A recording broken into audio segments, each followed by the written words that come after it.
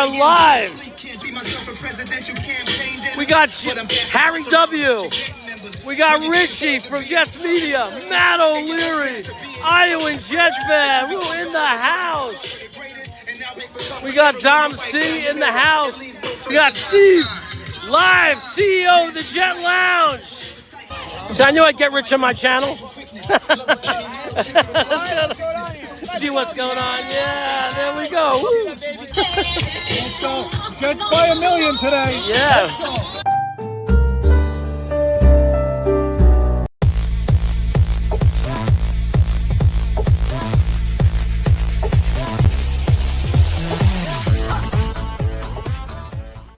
And waka.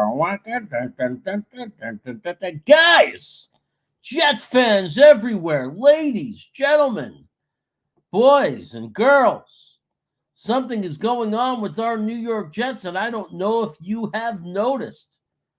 And one thing I've noticed is that Snacks is here. That's me, but the guy who named me is here. Jets Mess. What's up, bud?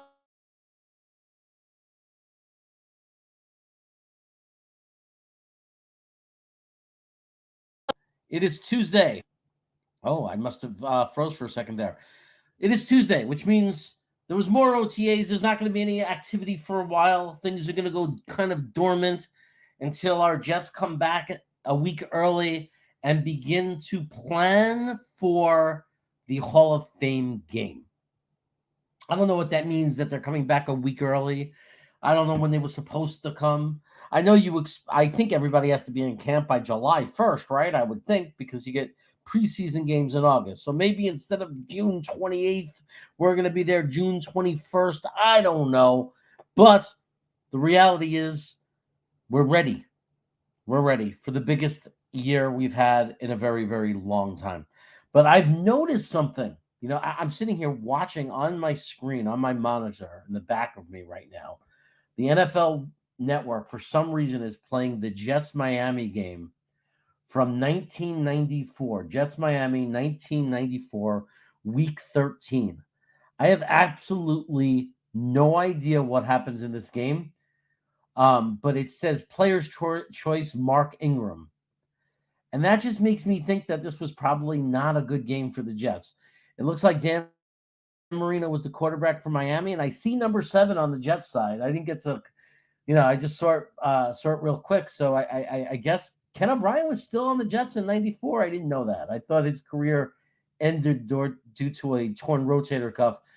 But apparently he played a lot longer with it. It's just why he was never as good, because he was playing hurt. That's my excuse. Jennifer, I'm sorry, Rider of Karma. See, the problem with that is that it just, that name doesn't do anything to show that you're Irish. You got it. Maybe Rider of Karma, I'm Irish. Or the Irish Rider of Karma. Or, hey, laddie, Rider of Karma. Rider of Karma, 4-leaf clovers, good luck. Something that reminds us that you're Irish and that you've been fighting all your life. That's why the Irish can fight, because you've been fighting all your life.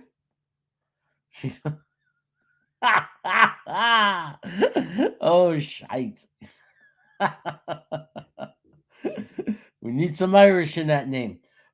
But seriously, well, let's see. That's number 7. It's got to be O'Brien. He just fell down handing the ball off.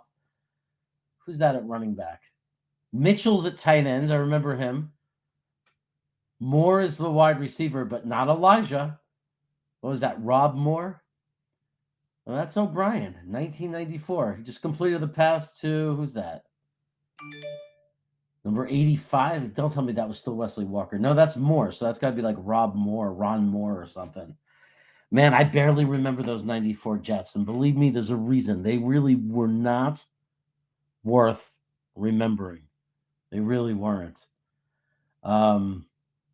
Yeah, it is Rob Moore. They just showed it from Syracuse. That's right. I remember when we drafted him.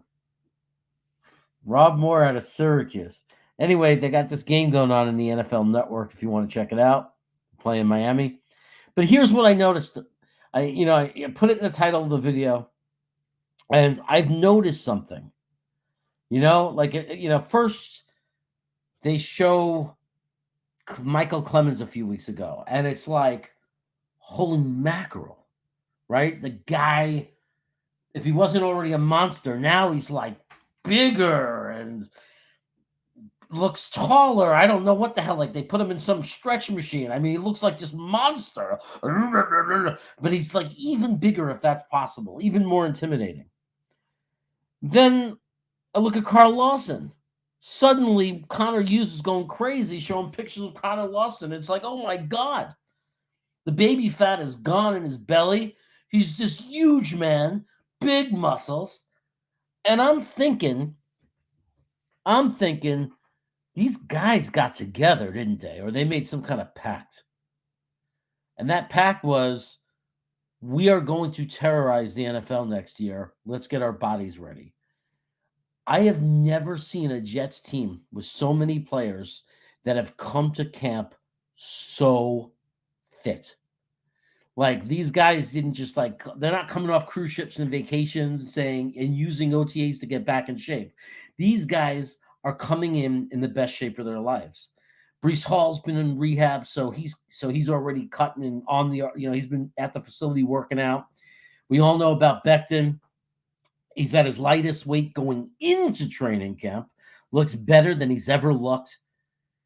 That's exciting too, because it's not just names on paper. We're watching these guys. When's the last time Aaron Rodgers participated in OTAs? If you look at Green Bay, he hasn't done that since they pissed him off.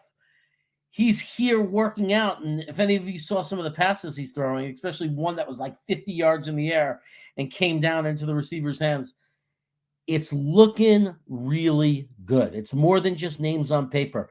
These guys are fit. They're in the best shape of their lives. They are absolutely on the same page. They're determined. They want to win. They want this. They're not just here for a paycheck. This is the most motivated team that I have seen in many, many years. These are a group of players who love each other, who love the fan base, who love being Jets, and they want to win. And that's exciting. Ken O'Brien, wide open 86. Isn't that Mitchell, the tight end? I got to say, that was a beautiful play. Man, that was Mitchell. I have a good memory. I don't know if you remember, we drafted, Mitchell was this tight end that was going to be like our best receiving tight end since Schuler. He only lasted a couple of years, and then something happened. He just kind of disappeared. Never panned out, but he looked good on that play. Yeah, that was cool. NFL Network, if you want to check it out. A man amongst men, Michael Clemens. Good decision to cancel mandatory OTAs. I agree. They're coming a week early anyway. They've been working hard. And I think that once in a while, you got to be a player's coach too. Besides, John, at this point, since they're going to be back in a few weeks, right? Training for the Hall of Fame game. You got to think the only thing that can happen in OTAs at this point is an injury, right? Like if they didn't cancel them, if they didn't cancel them, you could almost feel it that an injury was going to come. Somebody was going to tear something. To me, it's like, guys, be ready, be in shape, be fit. I'm sure they'll be in the film room. Like, I'm sure that, Rodgers is doing what he has to do. I'm sure the guys are studying the playbook. That's all great, fine and dandy. But man, practices scare me because you get those crazy reports, those injury reports that just deflate the hell out of you. So as far as I'm concerned, there's risk anything. You know what I mean? Just you do the minimum of what you got to do to be ready. I'm not saying don't work hard, but I'm saying, like, as far as the contact and the cuts and the this and that, scares the hell out of me, man. Scares the hell out of me. And they got to be careful with Becton, right? We need him to at least start the season. Can't watch him go down and practice again.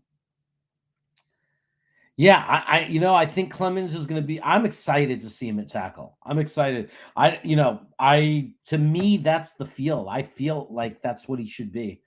He's a big, strong bully, and I think he should be in the middle next to Quinnen. And I think that if they double team Quinnen, that Clemens is the kind of guy that's he has an ego, and he's going to make them pay. And I think he'll be a disruptor. He's physical. He's intimidating. You want him in the trenches. I want him on the field as much as possible. Maybe that's why we didn't draft an interior defensive lineman. Maybe that's why. Maybe because we got Michael Clemens. We picked up some guys, the guys in free agency. That's all fine and dandy. We got some veterans, got a guy from Seattle. All that's nice and fine. But I think that Clemens could be the force. Clemens could be the guy that makes Quinnen unstoppable because he might be the guy that says you can't double team him. Because if you focus too much on Quinnen, I will make you pay. He is a badass. I'm excited about him. He could be a really solid player for us. Like last year, he contributed. This year, he could be significant, which is crazy when you look at the players on our defensive line.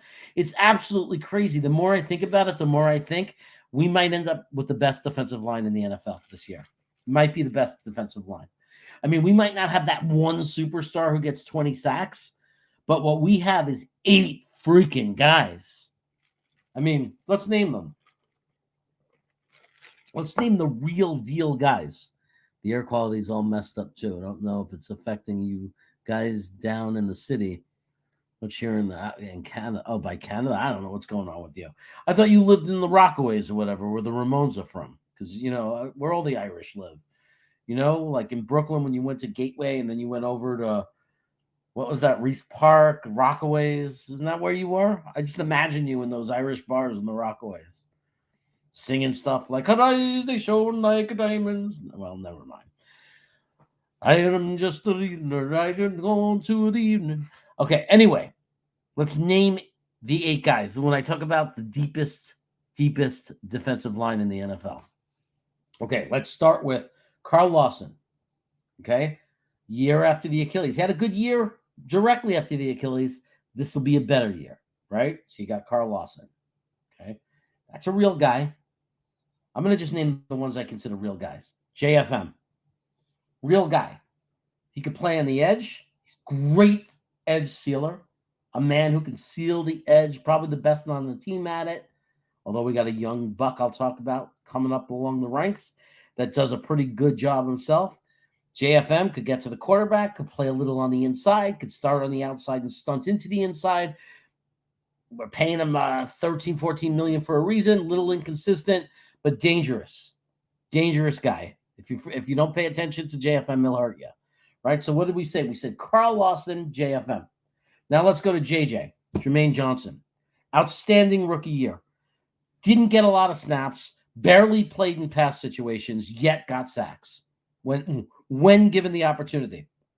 But more importantly than that, played at an above veteran NFL level in his rookie year at sealing the edge. Like, absolutely fantastic. One of the reasons Josh Allen couldn't do shit against us.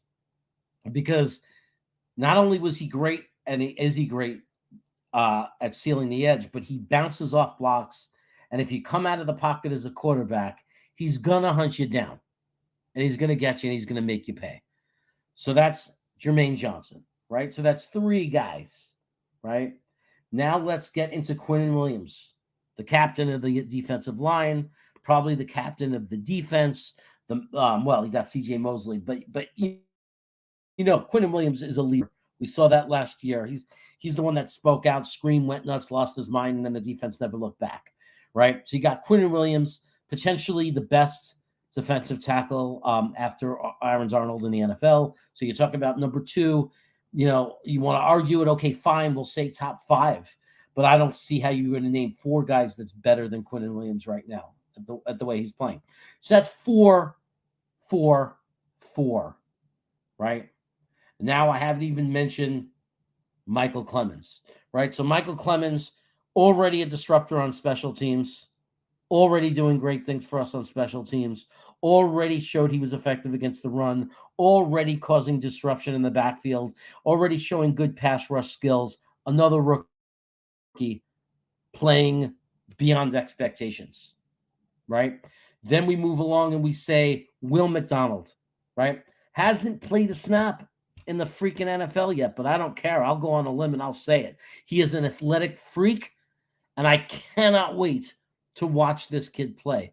It's going to be absolutely fantastic watching this lunatic play and hit the field, because the guy jumps over cars. He's a lunatic. He's big. He's fast. If you look in college, when you line him up wide, he is unstoppable. He is unstoppable. Offensive line makes a single mistake, the tiniest little mistake in their technique, and this kid jumps all over it. He is going to get multiple sacks his rookie year. He's going to be a force right away. Oh, my God. And we have Huff. Bryce Huff, one of the best get-offs in the NFL, was held every play, by the way. That was the only way they were able to stop that kid. They were holding him like crazy. One day, maybe Aaron Rodgers will run out into the field and talk to the refs, and they'll actually treat us like they treat New England and actually call the penalties that are against, that teams are committing against us. And we'll actually start getting those holding calls, so they'll actually have to learn to block Bryce Huff without freaking holding on to him. So that's 7 defensive line I just mentioned and talked about that I'm excited about. 7. Do I love Solomon Thomas? Nah, but for your 8th guy? Or what's the other kid's name that we got from Seattle? For your 8th guy? What, Tenzel Smart? Any of those guys as an 8th guy on your depth chart on defensive line. Are you kidding me? Are you kidding me? Because he's a hard worker. No one argues that. No one denies that he's a hard worker. So the defensive line is absolutely insane. But what makes them that much more insane is that they look better than they have looked in ages. We this good. Showing up to camp. I saw Johnny Ramone in his last start before he died. Holy shit, that dude was tall. Yeah, man, the Ramones were all tall, right? They were like tall, thin. I call them it's like they were 4 Howard Stern. Joey Ramone was a freaking Howard Stern. He looked like Howard Stern. He's like this tall, peaky guy. I saw them. They were my first live club show, first punk show, first live show of like a real band. And it was in Lemore's East in Brooklyn. And man, if I tell you, I was holding on to the walls of that bar, doing everything I could to not get stuck in that freaking mosh pit, because I would have gotten killed. And people were slam dancing and stuff, and they were throwing beer onto the crowd. And all I remember is Johnny Ramone going, 1, 2, 3, 4, and they would break into a song, and they were playing it so fast, sometimes you couldn't even tell what they were playing until they got to the chorus. You know what I mean? Like eventually it would be beat on the bat with the baseball bat. It was crazy. It was crazy. But, the songs. You can't, when they start going 20, 20, 24 hours ago, I want to be sedated. And then, what was that? Was it Susie? Susie was a headbanger. Her mother was a geek. Something like that. There was some good ones, man. Those guys were crazy. Let's see who's out there. Chris Bradigan, what's going on, buddy? The Jets Show is in the house. What's up, the Jets Show? You are a funny guy. You're in LA, enjoying the food, enjoying Los Angeles weather. The Jets Show. You're a funny dude, man. You're a funny guy. You make me laugh. Got to get you on. He's a funny guy. He's living in LA and he's a Jets fan. You got to love him.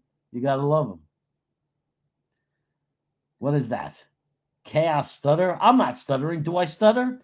Read my lips. The Jets are winning the Super Bowl. Did I stutter? Did I stutter? Twisted ain't going that far yet. He ain't saying that we're winning the Super Bowl. He's not going that. He's not going that far. Yeah, I think McDonald's going to be a problem. I do. I honestly do. I don't think it's going to take time. I think he's like one of those guys. He's going to be a bigger impact than JJ. Because JJ's had an impact. He's great at sealing the edge, but that doesn't stand out like McDonald's going to stand out. Because when Josh Allen drops back and McDonald's just literally slices through the tackle that tries to block him, and he just head on nails Allen and puts him on the ground in week 1 on Monday Night Football, the world is going to take notice. It's going to be great. I can't wait. I can't wait because it's not just like the one player. Again, it's that our entire defensive line, like rotating, is just filled with playmakers.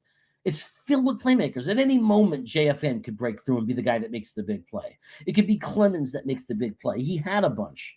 It could be Jermaine Johnson making a great tackle behind the line of scrimmage, and just crushing their running back. It could be freaking Carl Lawson or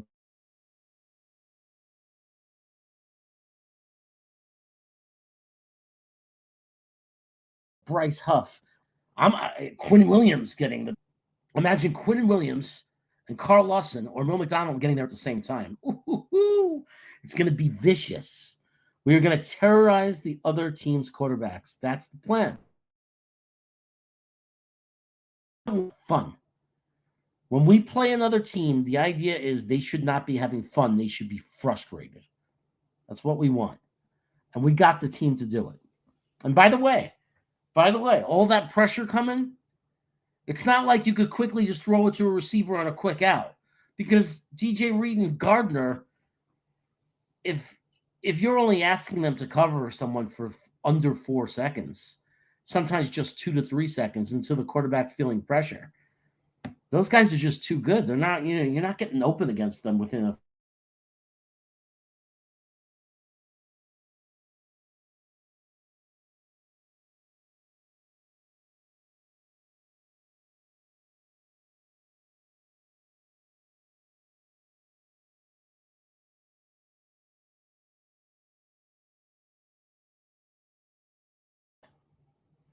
Man, I'm freeze bean.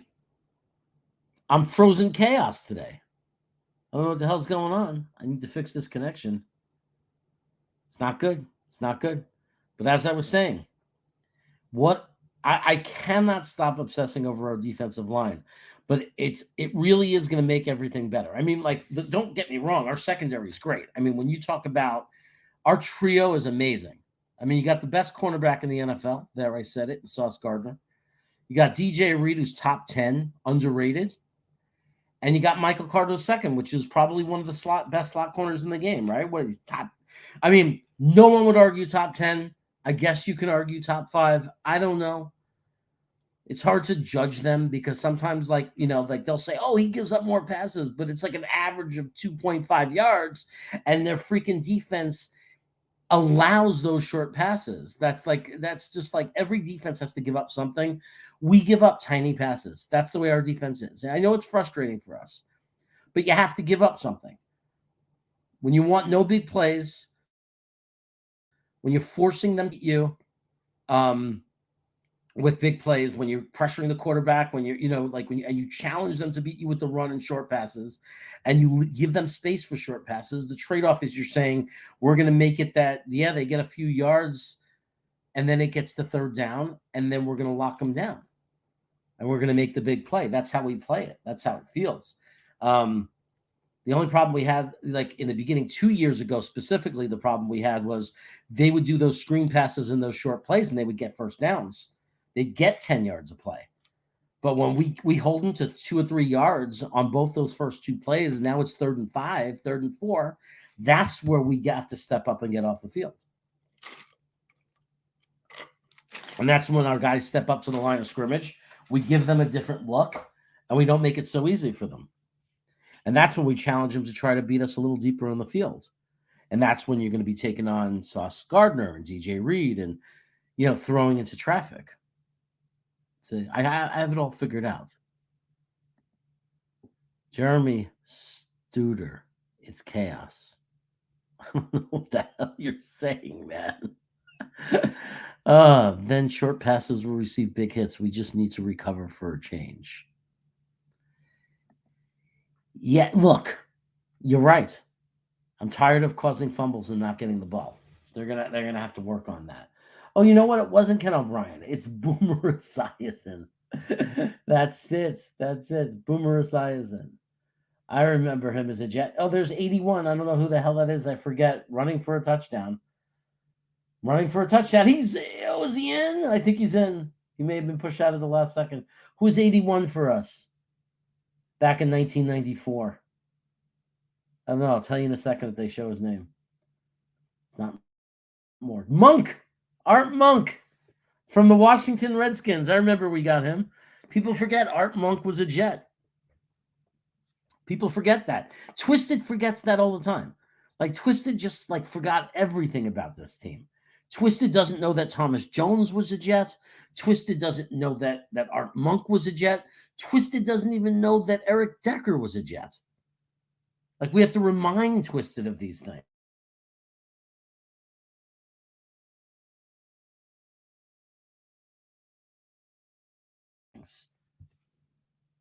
Anyway, it's my freeze bean imitation. It's Tuesday. I don't even know if they're on, those guys. Aren't they on vacation or something? Like, is anyone live today? I mean, it's been dead. I've never had so few people in here after being on this long in a long time. Like, right, it is dead. Like, where are all the Jet fans right now?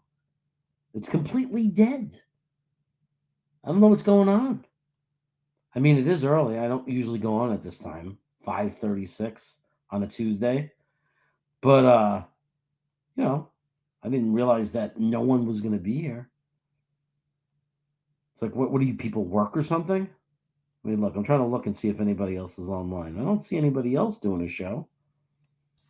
Where is everybody? I don't understand. You don't want to talk Jets? It's freaking Tuesday. We had OTAs today. There were press conferences today. There's our guy. You know what proud New York Jets fan says to me today? Nick Shine. He's like, "Who's Tony Alexio?" It's like, what, are you kidding me? Who's Tony Alexio? Who is Tony Alexio? I'll tell you who Tony Alexio is. Tony Alexio is the Chris Streveler package. Without Tony Alexio, there is no Chris Streveler. There is none. So in this Jets game, we're winning 17-0. 1994, game 13, we're winning 17-0. Why do I have a bad feeling? Why did Mark Ingram choose this game to be aired? I have a bad feeling. You love the Chaos package? Well, I love the Alexio package. Tony, did you send your information to Green Bean yet? Because what's his face? The Italian Jet, Italy Jet, needs to send you. He's going to send you that thing that you won. You won a pretty cool prize. You got to collect it. So make sure you reach out to those guys on Twitter, get them their address, or send it to me, and I'll pass it along for you. Happy hour, 5:30. Oh yeah, I mean, did I really expect a lot of people to be here? Everybody's in the bar right now. It's like freaking $4 for mozzarella sticks and $3 freaking domestic beers right now. I like that Jennifer knows that it's happy hour. That's I could just see her in some Irish bar in Far Rockaway, getting her beer, getting her drink. It's happy hour. Don't mess with me. I'll kick you in the head. You think I'm a girl? I can't mess you up. I will. I'll kick you in the head. Spread some margarine and some marmalade on your head too. We the People is here, so guys, have no fear. Here is Chiefs Live, who cannot wait to play us, and I don't blame them. It's going to be a great game. Feels like we haven't played the Chiefs in a while. I mean, we did, but I don't count it because we weren't competitive. This is the first time we're playing the Chiefs since we've become a team that believes we have a chance to beat anybody. Like, we didn't get to play them last year, so it's going to be interesting. I'm hoping that they're going to have the old Super Bowl hangover. Because sometimes the Chiefs are a team that wins the Super Bowl.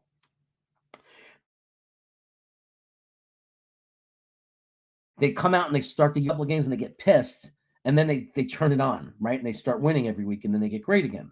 So that's what I'm hoping. I'm hoping since we played the Chiefs kind of early in the season that they don't got it together yet. You know what I mean? They need a slap in the face, like a wake-up call. Like, we beat them, and it's a wake-up call. Like, whoa. And Mahomes is like, hey, guys, we got to start playing. And then they could start winning. But I'm hoping that we sneak in and we're that team. You know what I mean? I'm making you so nostalgic. And it's so funny because it's all bias that I get from like TV, from watching Ray Donovan. You know what I mean? When they're in the bars.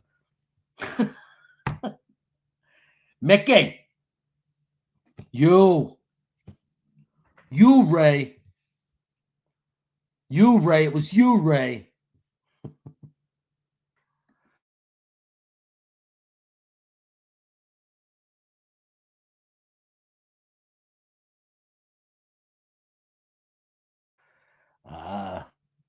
I froze again. What did you do, Ray? What did you do? It's the best show. Ray Donovan. It's the best show. They show the bars and like they're in Boston and their bar and everything. It's like that's so awesome. The one brother's the boxer. It's like someone messes with them. Oh, it's over. And the wife is tough as nails because she's Irish. Last time was 2020. That was the last time we played you, right? But that wasn't even a game. That was a joke. That was a joke, if I remember correctly.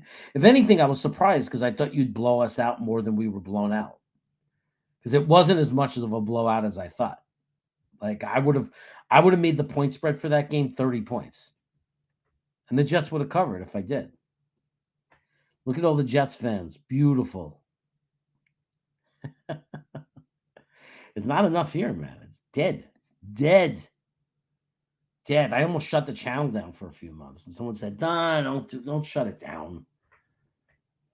Do some videos. Do some live shows. Don't shut it down. But I was like, but it's dead. Like, it better pick up. Where is everybody? Where's AbLab Studios? Well, Jennifer answered the question. Everybody's in the bar right now, drinking. It's weird. I had trouble. Friday was a good day for me to do happy hour. Like Friday, rush to the bar after work. It's always hard to do it during the week because I was a wuss. Like the next day, I couldn't get up. I didn't have that ability to recover and be productive in life.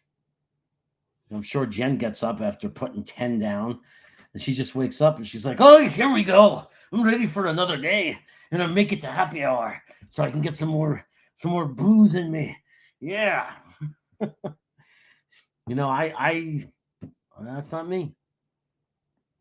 I'll wake up and I'll be like, oh, I got a headache.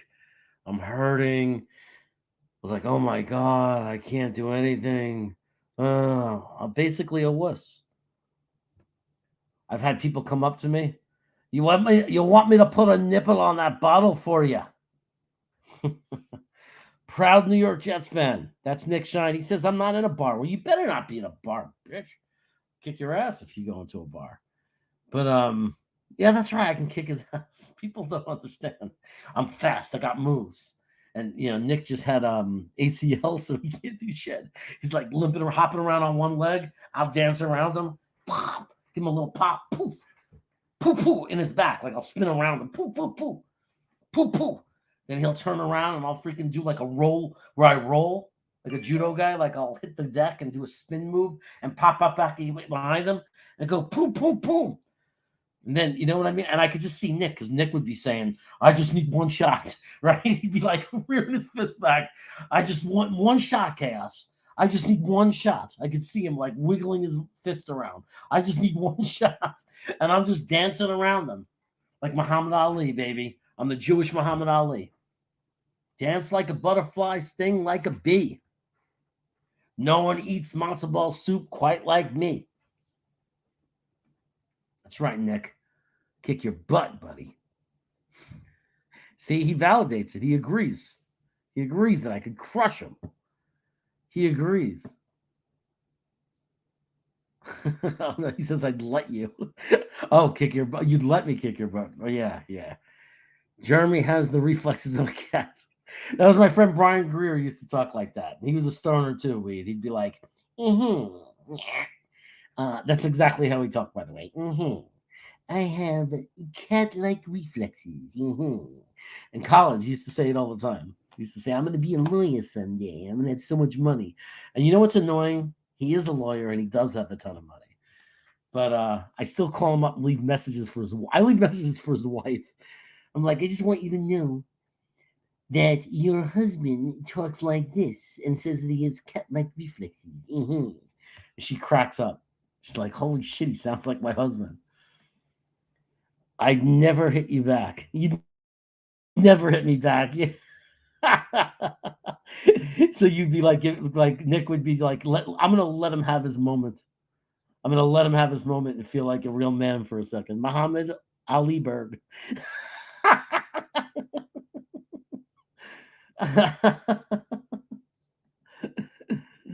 Muhammad Ali. Muhammad Ali. Oh my god, this is hysterical. Peter, would you verse Bagel Boss in a TV? What? But in 1v1, who is Bagel Boss? Is Bagel Boss like some kind of fighter or something? I don't know Bagel Boss. I kind of offended like that. Nobody. Wait a second. Nobody is more of a boss when it comes to bagels than me. I've been eating bagels my whole life. I lived in Canarsie. We had Bagel Corner. We had Flatlands Bagels and Bell Bialys and bagels, baby. I know all about the bagel. I know all about the bagel. I could scarf down a bagel or two, let me tell you. Nobody's the boss of me, boss of bagels. I'm the boss of bagels.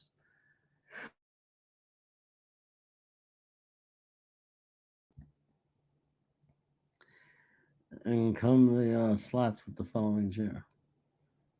With the folding chair. Oh, man. I love it, those when they hit each other on the head with those folding chairs. Nick would just hold out a bagel with his left hand and could cock you with the right. Because I would go for the bagel. I'd be like, oh, bagel?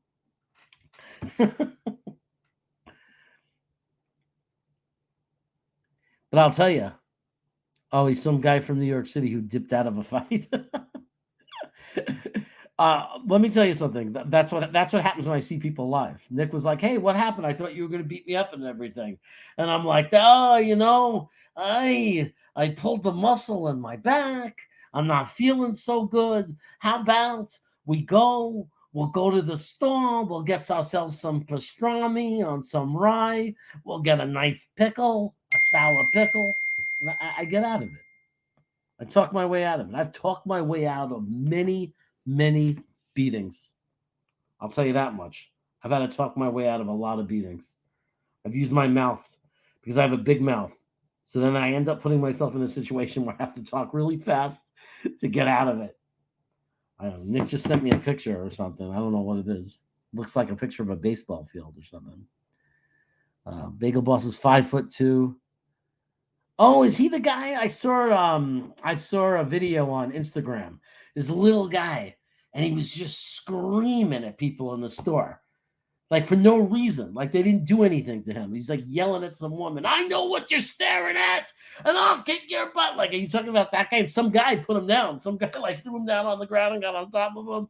I don't know if that's who you're talking about, but I saw a great video on Instagram with a guy that fits that description. And I think they were in a bagel store too. He is the Bagel Boss. Battling Lewinsky. Man, I got new glasses. It doesn't help. I can't see a freaking thing. Jeremy is the Bagel Boss. That's a lock. I mean, is it possible to be a Bagel Boss and at the same time be the Pizza Boss? Or maybe that's just in my head. Any call in time. Yeah, that's him. Oh, okay, that's him. Yeah, I saw that one video of him. Are there more? Like, if I do a search on Twitter, on Instagram for Bagel Boss, I'm gonna do that. There'll be more of him because that looked real, right? That was real. He was like pissed off, and some guy just couldn't. Like, he kept running his mouth, and some guy just had enough and just fucking went at him and threw him on the ground. But the guy is like crazy, man. He needs like serious therapy. Like, because they weren't bothering him. He was just screaming at everybody.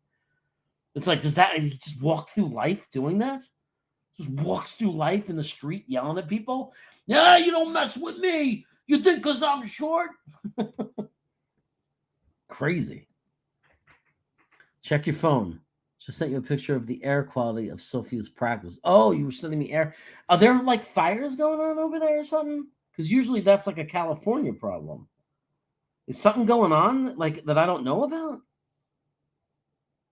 Like what's going on with the air quality? What's happening on the East Coast? Usually we get the fires and have the bad air quality. So I don't know what's going on. I remember there was a time a couple of years ago, there was so many fires here in California, and it was so bad, the air, that somebody from New Jersey called me up, and it was on the news that it literally went that far and was starting, people were smelling it from from New Jersey. Which is just insane to me. That's the guy. I got to look that up. Oh, big fires in Canada. Oh, that sucks. That sucks. Shit. Hope they get that under control. Fires are scary now, man. It's scary stuff out here in California. I mean, I'm kind of like in a city, and we're surrounded by lots of farmland. So I think like the downtown Sacramento is fairly safe, except our issue in Sacramento, not so much this year. I mean, we had more rain than we've ever had. I mean, it's like crazy amounts of rain. But in the past, when we have droughts here, everything gets so dry. And when it gets windy here and it's dry, and we're a city of trees, they call Sacramento the city of trees. We got trees lined up on every block. The fear is that if a house catches on fire for whatever reason, it could take out a whole block. It could spread really fast. So that's the fear, is like there's ever a really big fire in Sacramento, how many houses could affect it, maybe burn half the town, so it's kind of scary. But there's like my friend's house burned down. One of my best friends, Google Glenn, the guys who Googles all those answers for me. His house 3.5 years ago in Sacramento, and it wasn't his, it was the house next door, like adjacent on another street. They shared a backyard, and it literally went up the tree and then spread across the branches and went into his house. 4 houses were affected. His entire house burned down. I mean, it was standing, but it was like it had to be regutted and redone. Thank God he had great insurance. Now it's a palace. He's back in. The house is beautiful. Everything's brand new. It's great. But man, for 2 years, they had to live in a separate place. It was the insurance gave them all the money, but you lose everything you owned. It's crazy, crazy. It sucks, dude. It's so bad in New York City. I can't believe it, man. Shoot, I'm sneezing just being outside. That was like before the pandemic. We were wearing masks. Like, it wasn't the pandemic that we were wearing a mask. Like, it was weird. The pandemic happened, but the truth is, before the pandemic, we had all these fires, and the fire departments were giving out masks for that because the air is so unhealthy. Like, when the air quality is low, especially if you have any problem with your lungs, if you're older, people had to wear masks, and you can't go jogging outside. And people do anyway because they're like, oh, it's not that bad. And it's like, because they don't realize just because you can't see it, or just because you don't feel it, like just because you can run 2 miles and you're thinking, oh, it just smells a little smoky. People don't understand all that bad air is going into your lungs, and it's really bad. So guys, stay inside. Don't mess with it. It's not good. Tell me, I'm becoming, when you live in California, you learn all about it and you see the effects of it. Do not mess with bad air quality. Like, do not be outside exercising, straining yourself when the air quality is bad. It is not worth it. Insurance, you don't need it until you do. Hurricane Irene taught me that in the mid-20s. Yeah, man, look, every single friend of Glenn, including myself, we didn't even know. He just told me when we told him, he said, yeah, everyone's telling me that. Every single one of us independently after that day, because we all ran over there, we were helping him try to get stuff out of the house. Like we were helping guard the house and put things in carts. But every one of us within 24 hours called our insurance broker to find out what our coverage was, because his insurance was great. They literally gave him a check for $5,000 literally that evening. They gave them a cash check or something, so they immediately could have money to go if they needed a hotel and if they needed to buy clothes. Now, of course, we're a tight community. No one's going to have to go to a hotel or be worried about homeless when they're my friend, right? But my other friends, their other friends, our other friends, they had more space than we have, and their kids were already best friends and used to sleep over each other's houses anyway. So they stayed at my friend Mark's house for a while until they rented a house, and the insurance company covers the cost of the rental. So you continue to pay your mortgage, you go back to your life to work, but you're renting a house now. The insurance is paying for that. The insurance paid for the rebuild of the house. Unless you want to add extras, then you got to pay a little extra. And the insurance gave them a flat sum of money. Some are different. Some give you a flat sum of money to replace your clothes and all your possessions. They'll just give you like $100,000, whatever your coverage says.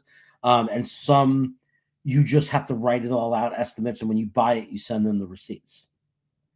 So I hope I have the one that just gives me a sum amount. Just give me the sum amount. I want to sit there collecting receipts. But anyway, yeah, man, make sure you have insurance. If you own property, you get that shit insured. And if you're renting an apartment and you have a lot of expensive things and you've been living there a while, renter's insurance is cheap as hell. It doesn't cost a lot. So it's really dumb to work out outside during these conditions. Yeah, man. Yeah. No, I mean, hey, it's like people go into fires and they come out like, people that are in fires come out and they think they're okay and then die because they breathed in too much smoke. So, yeah, it's like just don't do it. Don't go out there. Especially if you could see it like that, like if it looks hazy, the air is very, very bad. Because in California it doesn't look that bad. There's a lot of times we could smell it, but the air looks clear. Like you wouldn't know. It looks fine outside. And but if you look, the air quality is really bad. You're not supposed to be out there in it. Let's see. It's really okay. So yeah, so I was getting stuck. I can't believe I'm watching this Jet game. I don't remember this game at all. But like they're totally dominating the Miami Dolphins. And Mitchell, the tight end that we drafted, that must have been one of his best games. Boomer is just on fire. All I remember is the bad. Pete Carroll was the coach. So that's when we had Pete Carroll as a coach. If only I can go back and I mean, I don't know, it's dangerous to play with time. You know what I mean? If I can go back in time, I'd tell them, don't fire Pete Carroll, keep him. But like, maybe Pete Carroll needed to get fired. Maybe he needed to be the defensive coordinator for San Francisco.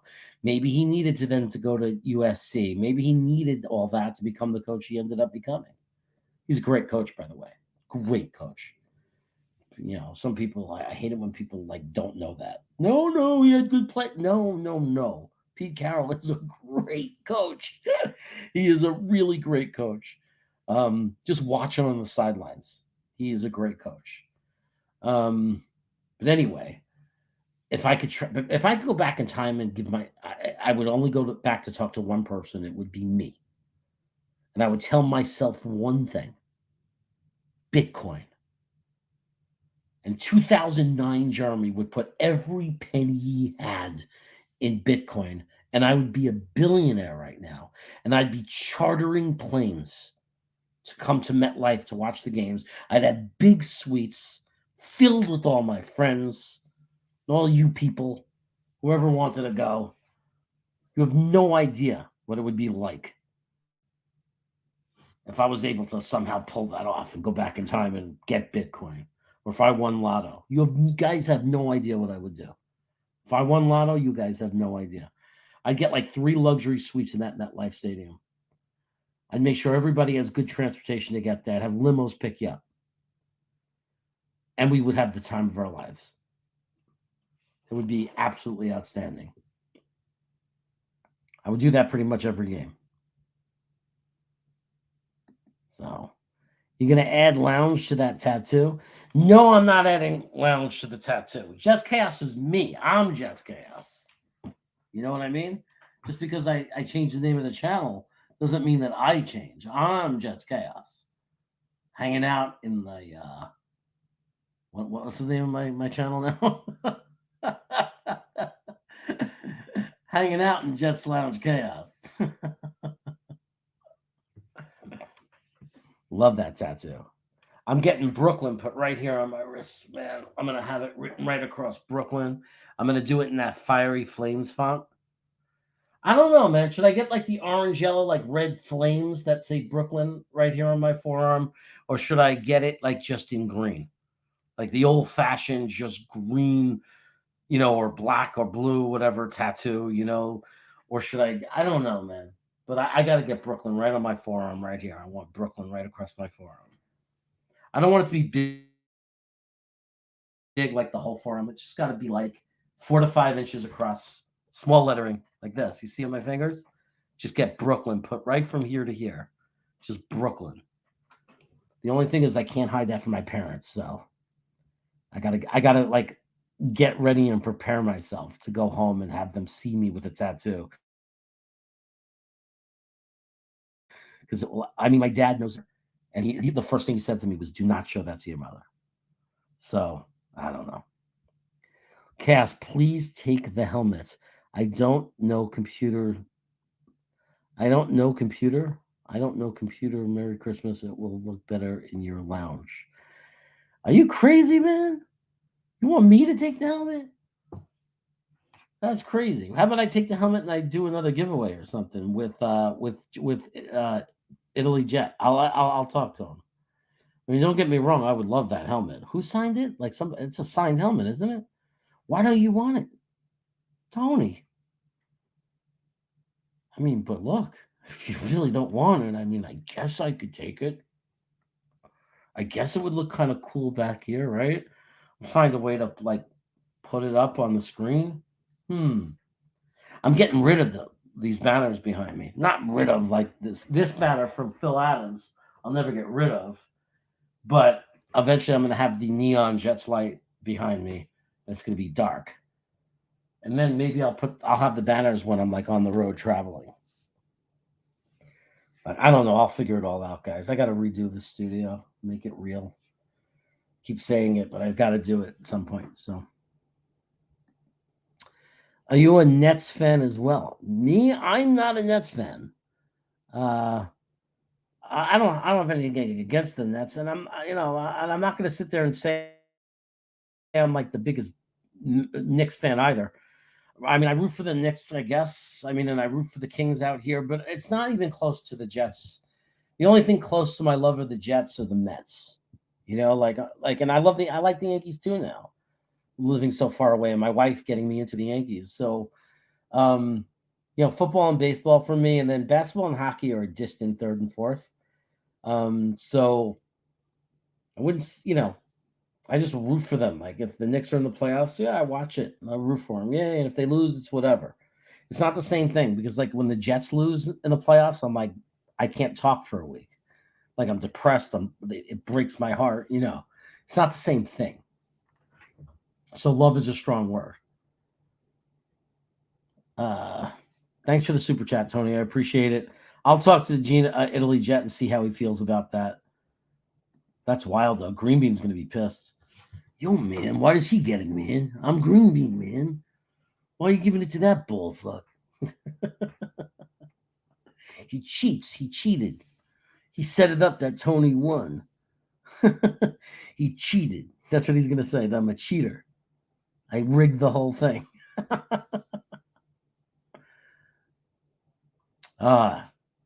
So I'm watching this old Jets game. It's kind of crazy. Who's that? Somebody. Oh, that's Lageman. Is that Jeff Lageman? No, he wasn't on the team that long. No, was he? May have been. That was a surprising pick. Remember they drafted Lageman? Any of you remember that? It was like projected mid-round second pick. The Jets took him at like 16 or something.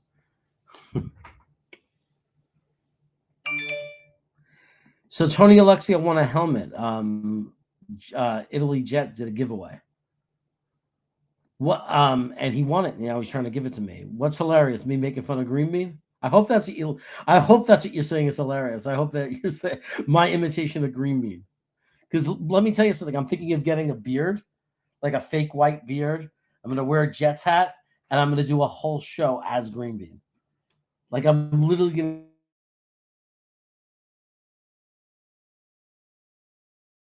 to my channel for the day.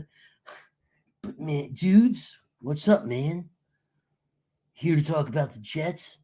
Snoop Dogg, what's up? Sometimes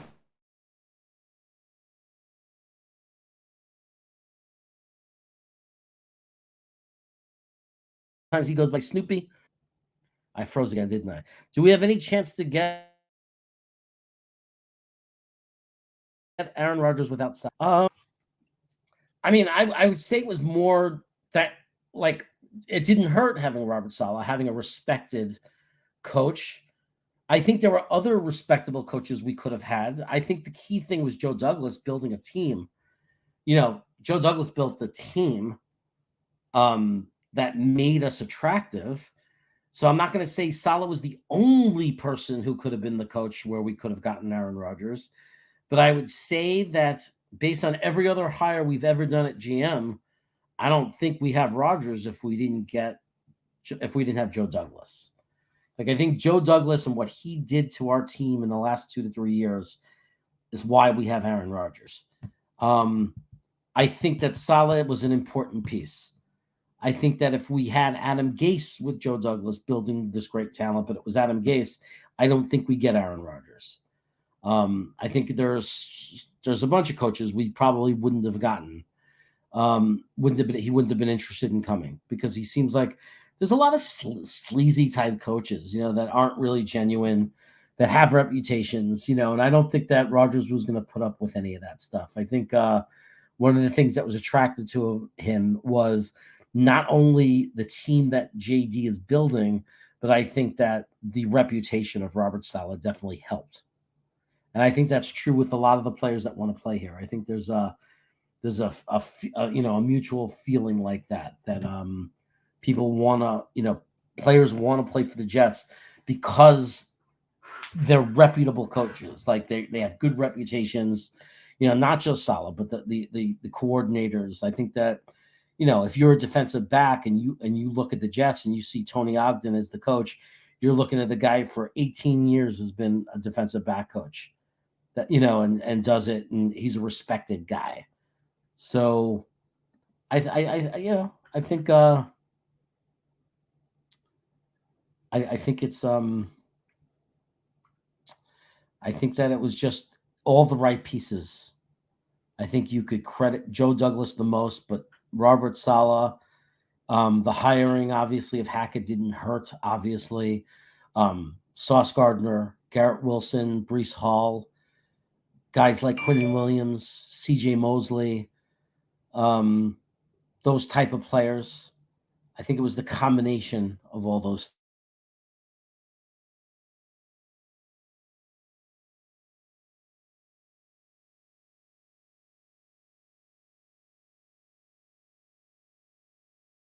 that Aaron Rodgers said, yeah, I can go there and I can play there.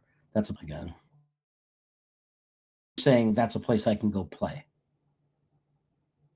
Do I think Saleh can improve? I think he did improve second year from first year, and I think he's going to improve now. I think absolutely. Absolutely. He's learning how to be a head coach. And I think it's nice that we were finally patient. Like, we finally are going by the character and the person, and just an understanding. Give him some time. Let's let him learn. It was different with LaFleur. You couldn't wait any longer because we had to win now. And number two, LaFleur has a giant gap in his resume right now as a person that Robert Saleh doesn't have, because it's not just Mike LaFleur's learning how to be a coordinator. Robert LaFleur, Mike LaFleur, his problem right now is he ever going to get over the hump of being able to have relationships with people? Because apparently he lost the locker room. So that's a problem. So he's going to have to learn more than just the experience of being an offensive coordinator. LaFleur's going to have to learn how to be a leader, a person that gets along with other people, that knows how to lead other people. Whereas Robert Saleh just needs he's going to gain and get better and better every year, just the experience of being a head coach. But he doesn't need any more growth in people skills. So Robert Saleh is all about that. Yeah, if we had Sean Payton, yeah. I mean, unless Rodgers has some issue against Sean Payton. No, I never heard that he did. But yeah, I think any player, Sean Payton's very respected. I don't know, I think, remember he won one Super Bowl, but he's a great coach. I mean, he's a very solid coach, really good reputation, right? I mean, it's like there's no taking it away from him. But I just don't like to go too crazy over him because he only won one Super Bowl and he had Drew Brees. So that makes me think. Don't get me wrong, one's enough. I'll take it. I'll take any head coach now that can win us one Super Bowl. Don't misunderstand me. I'm just saying Sean Payton has to turn around the Denver Broncos and do something real if he wants to go down as a great coach. Like if he really wants to go down as a great coach, he needs to do something with Denver. And if he does something with Denver, if he turns them around, I'm not saying he has to win a Super Bowl right away, but if he makes them a championship level team competing back within the next 2 years, maybe not this season right away, then it starts to become indisputable that he's one of the best, like he's a top coach in the NFL, that he can go to a team that, and quickly turn it around. But I think he needs to do it one more time with another team. How many hours do you think JD and Salah spend at one Jets drive daily? Oh, wow. I think Salah probably, depending on the time of year. He has a lot of kids, and he seems like a family man. I think he gets up at like 4:30 a.m. I think he does his workout. He's an intense health nut and physical, like guy. Like, so he's a fitness freak. So I think he gets up probably 4:35 or whatever, super early, does his workout, gets in and starts his day at 6:30 or whatever it is. And he probably stays till like 12 hours, maybe. Like when it's not the crazy time. He probably goes home because he needs to have time with his family because he just seems like that kind of guy. That's a lot of time. A lot of people say they work 12 hours a week, 12 hours a day, but they're full of crap. I think he's there and he's working. Also, I think what's different is he's not just working 5 days. I think he's there every day.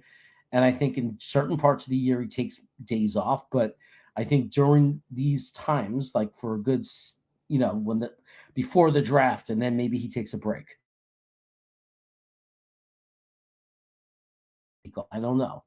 But I think during the camps and during the season, he's working 7 days a week.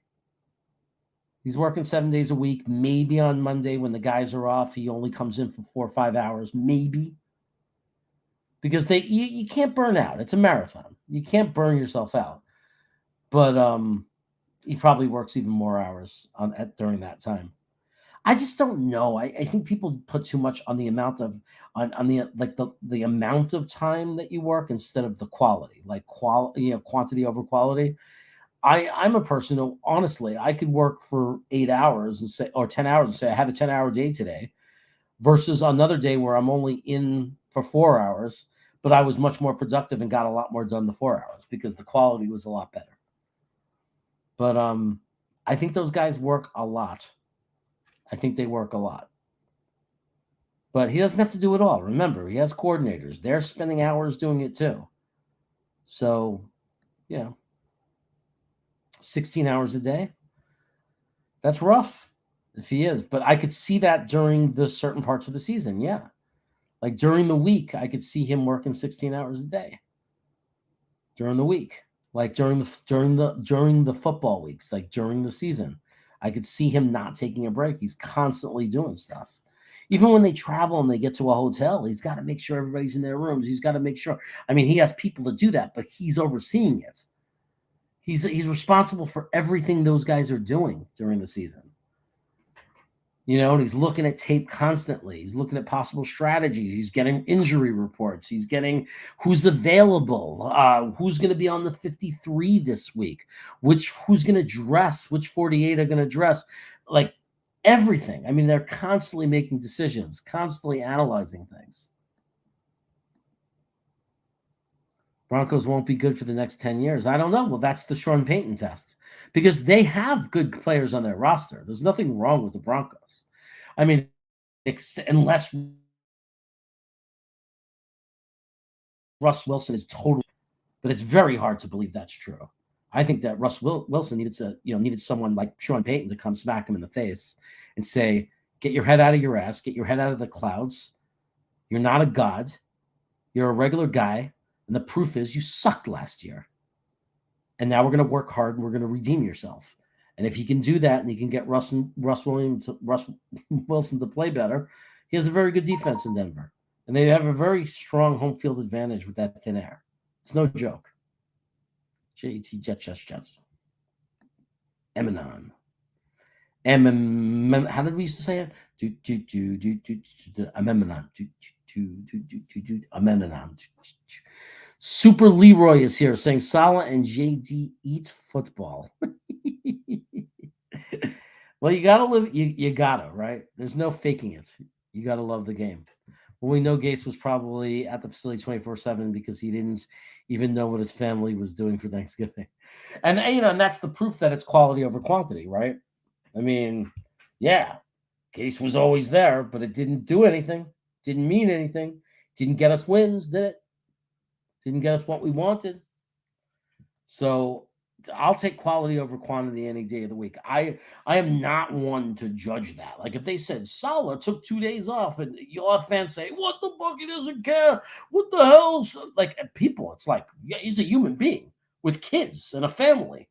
It's like people, that we're all people. It's a job. Like don't question people's dedication. It's a job. People, self-care matters. And you want him to have strong self-care because you don't want someone to burn out. You don't want him to burn out. You want him to have the right balance. And to me, it's all about quality. It's like, what scheme is he putting together? Is he using the right strategy? Is he growing as a play caller? Is he as a decision maker? Is he going to call the timeout next year? I mean, like, there's some situational coaching that needs to improve with him. We all saw it in that game against Detroit. Like, he has some ways to go. Like, there's no ifs, ands, or buts. I don't care if somebody else was responsible for time. It doesn't matter. He's the head coach, and it comes back to him. It was inexcusable. We ran 20 seconds off the clock, and then we ended up running out of time where we only needed one more play to get into field goal range. It's no excuse. The head coach has to take that. And there was a couple of incidents like that last year. So Robert Saleh has got to grow as a situational coach. Simple. But he's a second-year coach. I'm okay with it. I'm okay with him having to learn. There are some guys who they might be able to start out and they're a great coach immediately. And then there are some guys that might grow into being a great coach. I think his temperament, his personality, his ethics, his morality, his knowledge of the game, his ability to connect with players, his ability to communicate, I think these are things that all are like the most important ingredients to leadership. I think he's a brilliant defensive mind. He's an innovator. He's not just copying. He's actually innovates and actually is the kind of defense one day that people will copy because he actually changes it. He doesn't just play a scheme and look at other people's tape and say, this is how you play this scheme. He actually is the guy that goes out and looks for smaller linebackers. He's changing the game to his scheme. He's doing that. So I think he has potential to be a great coach. And I think it was showing last year. And then I think losing the offensive line, got to a point where we couldn't run the ball. And there's only so much you can do when you don't have a quarterback. So he was winning without a quarterback. But then when we lost the running game and teams said, oh, shit, there's no Breece Hall and they have no offensive line, let's just stack the box and tell this quarterback that they have to try to beat us now. And the quarterback just couldn't do it because he didn't have the protection. He didn't have the skill. We didn't have a quarterback that was good enough to overcome a battered offensive line. We had our number one quarterback lost his cool, got the yips. The backup got hurt. The other guy was a statue. He was an old man who clearly was way out of his prime. So that was it. But now, Roger stays healthy, offensive line stays healthy. I mean, I see Robert Saleh as a defensive-minded coach who only took 2 years in his second season, made us a top 5 defense that's getting better. And I see a coach that knowingly and understandably needs veteran offensive coaches because that's not his thing. And I think that he's making the right decision. He's brought in a great team of offensive coaches. Hackett got that head coaching job in Denver, that opportunity, for a reason. He did something right. The guys from Tennessee, those coaches from Tennessee, huge to me. I think people don't talk about it enough. Because if you look at the performance of Tennessee and their offensive line in the last few years,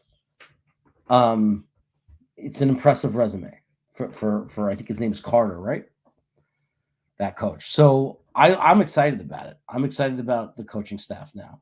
And I think that this will be the year that Saleh establishes himself as a very good NFL coach. This is where, because the Jets going to be great and people are going to look at the coach. But if he wants to be a great coach, he'll have to somehow keep the team from being sucky when Rodgers leaves.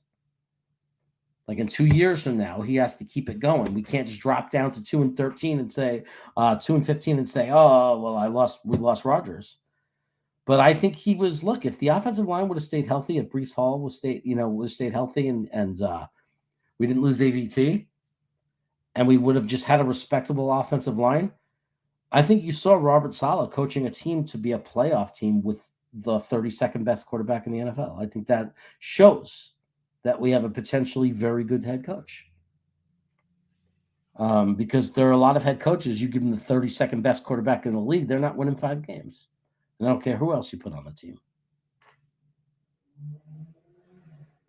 I will, it's good to stop and relive the pain. It's good. It's good to relive the pain. It's good to remember where we're coming from. Keeps us humble. I feel like this is the year that we're going to. Case is the definition of a burnout. Exactly. Yeah, Pete Carroll was good.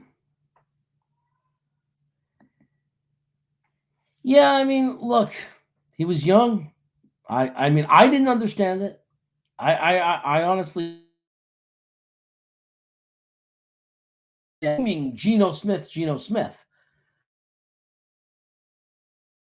But the one thing that sticks out of my head is Geno Smith's last game as a Jet. He played really well. He had a great game against the Miami Dolphins, and we beat them. And I don't care if you're out of the playoffs. It's always a big deal to beat the Miami Dolphins, right? They're a rivalry. We always love to win. I don't think that Geno Smith got enough of a chance for us. I don't see how people can think he did. Like, how did he? He was still so young. He only got, was it 1 season or 2? I think he only got 1 season even.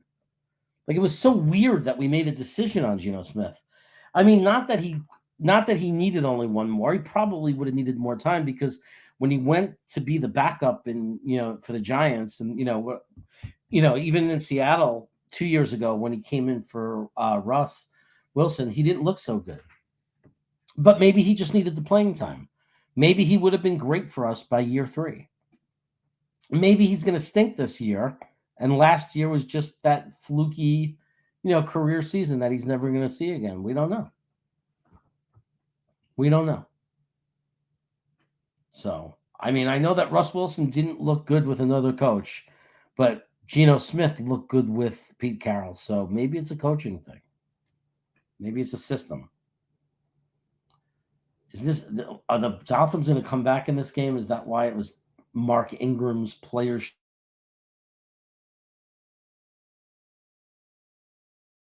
Choice game. The Jets were up a lot, and now I see the Dolphins scoring touchdowns. It's like, it's amazing. It was that game from the past. I forgot what happened in it. And because I forgot what happened, I care. Oh my God, was that Hasty? I think Hasty's the one that gave it up. Oof. It's Marino celebrating. Shut up, Marino.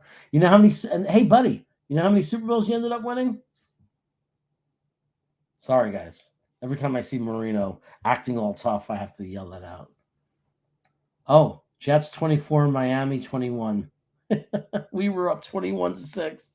24-6, the Jets were up. It's 24-21. 10 minutes to go. Ay, ay, ay. Anybody remember that game? Dolphins suck. Follow Jets passengers. Chubb still don't break out. That's why Denver traded him. Chubb?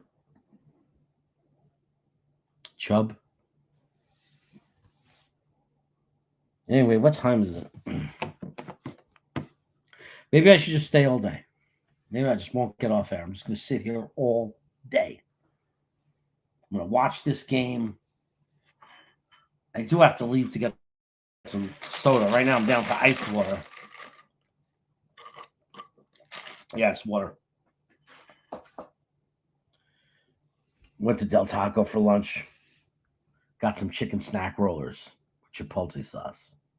It's good.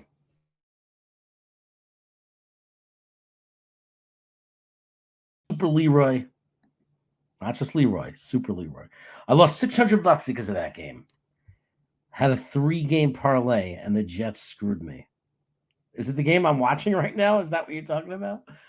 It looks like the Jets are about to score. Wait a second. Was that a big... Who was that? 80? Who was number 80 for the Jets in 1994? Because that was definitely before Corvette's time. Monk in motion. Ooh. Oh, this is ugly, man. Oh, the Jets. So I guess that means we lost, Twisted. I knew we were in trouble when it said Mark Ingram's choice, right? Because wasn't he a Dolphin? Like, he's not going to pick a game that the Jets win. He's going to pick a game where they come back and beat us. I remember these names. It's weird. It's like forever ago. Like, in some ways, 1993 doesn't seem that long ago. Or 94. I remember college. I remember it like it was yesterday. But when I watch the games and see the players, I don't remember anything. Like, I don't remember watching this. Like, there was another 85 who played on the Jets? Like, no, that's Wesley's number. Jeez. Poor Pete Carroll. Think about him. He was young. Now he's an old man. Sucks. Now I'm going to make Twisted sad. I'm going to depress everybody. James Thornton. Well, Wayne Corbett did a lot better with the number. You know who else was number 80? Jerry Rice. You can look it up. Jerry Rice wore number 80. Yeah. I grew up watching him play. Hasn't been a wide receiver that even comes close. I mean, there's some great ones. I know people say, "Oh, what about Calvin Megatron? Oh, what about Randy Moss?" I'm telling you, there was no one like Rice. There's no one like Rice. He's the best. The best. There's almost every game. It's just waiting for it to happen. Every time the Niners had the ball, you're just waiting. You know, at any moment they're going to throw a pass to Jerry Rice, and he's going to just take off, and he's going to just outrun the entire defense. He did it every week, week after week. It was ridiculous.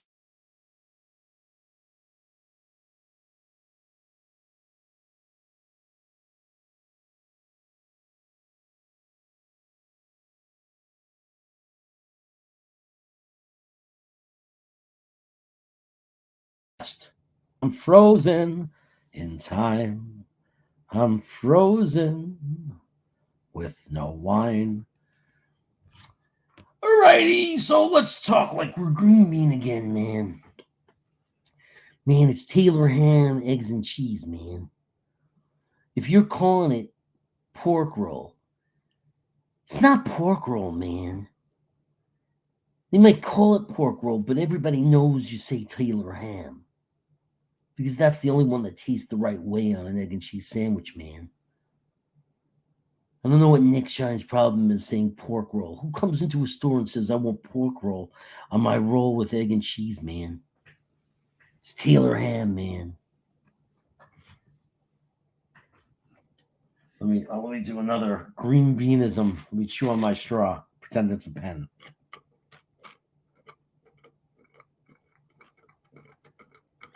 Okay.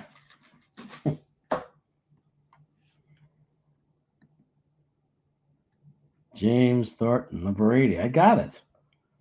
Mitchell. Matt, you weren't even alive. You weren't even alive. But I guess you have Google. Screen pass to number 39. Don't know who the hell you are. Ooh. Who's that? Jay Johnson. Oh, Johnny Johnson. That's right. He played with Boomer Esiason. I remember. Johnny Johnson used to be on the Cardinals. I remember he used to kill the Giants. He was a giant killer. He was our entire offense this year. Now it's coming back to me. Johnson was our best player this year. He caught passes. He ran the ball. He did everything.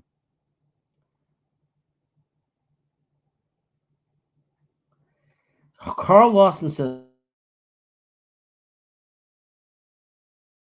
Rodgers trade or signing was because of a unique connection with the quarterback. Well, sounds good to me. I didn't know he had a unique connection with the quarterback. I like it. Larry Twisted just ruined this game for me. Yeah, we lost. It's one of the many times. Once we lost Ken O'Brien, we couldn't keep up with Dan Marino. Boomer Esiason. He had a couple of good years for Cincinnati. He went to a Super Bowl. And then he just became another shrug, regular, average quarterback. That's why I'm so tired of. I'm so glad that we're drafting stars and we're not just signing guys, because it never's the same. It's so rare. I'm not saying it never happens, but it's so rare that you have got a superstar playing on another team and you sign them. They come to your team and it's like very rare. They never do the same thing. Like, I'm not talking about Aaron Rodgers because that's a quarterback. I'm talking about like receivers and running backs, linebackers. They have these great careers, and then you get them at 31, 32 years old. And then you learn why the other team gave up on them. Well, even with quarterbacks, but we have to hope that Aaron Rodgers is an exception like Tom Brady and Peyton Manning, that they still have something left. I think Aaron Rodgers is going to be fine because we don't even need him to be the prime Aaron Rodgers. We just need him to not be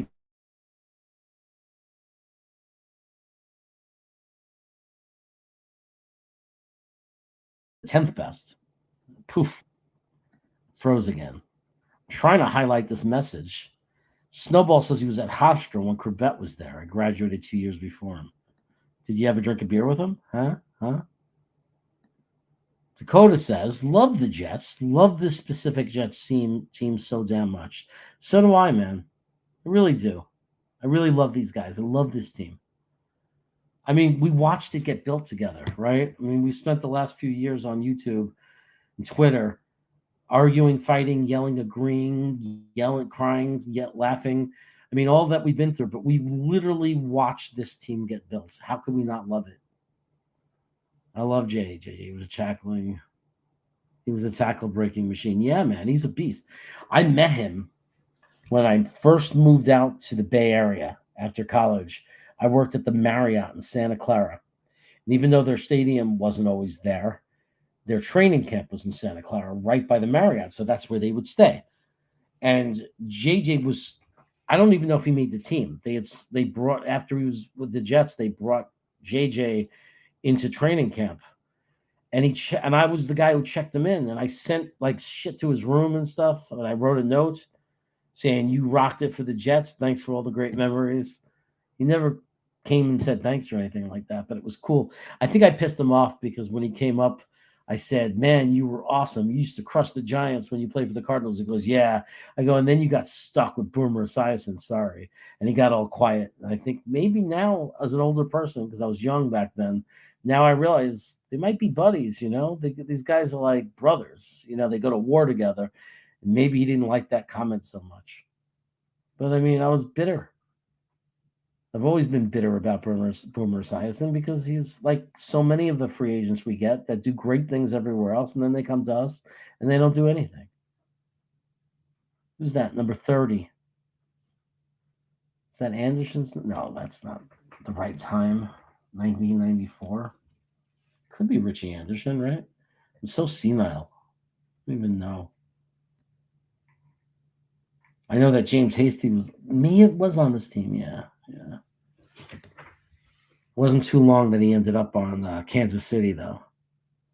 Kansas City stole our entire secondary in the mid-90s. They took everybody. Let's see what happens. They're at the 42-yard line. Boomer Esiason under center. He snaps back. He's throwing deep. And it is intercepted. It's intercepted by number 37. Number 86, Mitchell, the tight end, makes the tackle. And the Jets and Boomer Esiason walk off the field dejected. Boomer looks like, you know what Boomer's face is saying? They paid me a lot, but I didn't realize, man, what being a Jet meant. Well, you're the one that threw the interception. Ugh. He had plenty of time. No excuse. You stink, Boomer. We're down 24-21. We're up 24-21. Marching down the field. Could put the game away. Instead, he throws an interception. And this is what Larry was talking about. So. All right, everybody.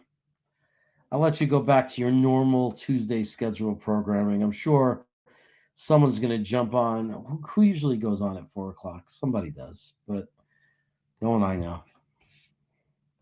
But anyway, we'll be back for the Wacky Wednesday show tomorrow. Just thought I'd come on and hang out for a little bit. Thanks to everybody who joins and hung out. Dakota, Snowball, Red John, Twisted, Super Leroy, Matthew Smith, Stephen T, Emanon. Who is that? Anita Deek. I need a dick. Thanks. Thanks for coming on. Tony Alexio, Chris Bradigan, DFF 1234.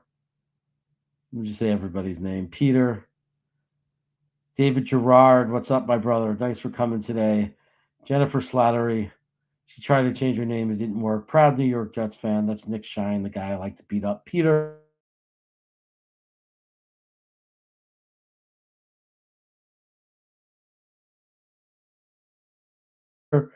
Jets. And let's see. Anybody else I'm missing? I think I got you all. Said all your names. Chiefs Live. Well, there's a lot of you here today. It wasn't as bad as I thought. John Bushnell. Thanks for coming, man. Thanks for hanging out today. Aaron Doc, Fly Guy. Aronduk, Fly Guy. We could just make a whole show out of me trying to pronounce people's names. It would be a lot of fun. But we won't do that today. Today, I'll go and I'll leave you with, what's a fun one?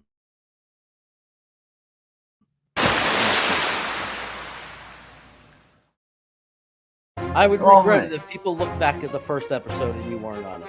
Yeah, well, I like that. It's called forward thinking. We have one of the worst beats in the world. We do. Our beat is horrible. Connor could shove that article up his ass. And then I went to that game and I was like, this is the greatest team I've ever seen in my life. I'm a Jet fan. This is going to be the greatest run ever. Yeah. No, because if they take Ekwonu, I'm not complaining. Joe Douglas is the king. The king. of keeping shit close to the vest. A 2, a 4, and a 6 for Darnold? Did the Jets really ruin Sam Darnold, or did Sam Darnold just suck all along and we were just trying to talk ourselves into it? And Hamilton is a player who can potentially make a very big impact. And suddenly, here we are today. You can't get rid of him. Right. It's like a plague. Joe Douglas was hired because he's not those general managers. Okay, Luscious. Somebody is going to fall just like Elijah Moore did, just like Michael Carter did. You know, what would, if you had one sentence to say to Joe Douglas, what would you say? So you would say, you had me at hello, and then give him a big old wet one right on the smack.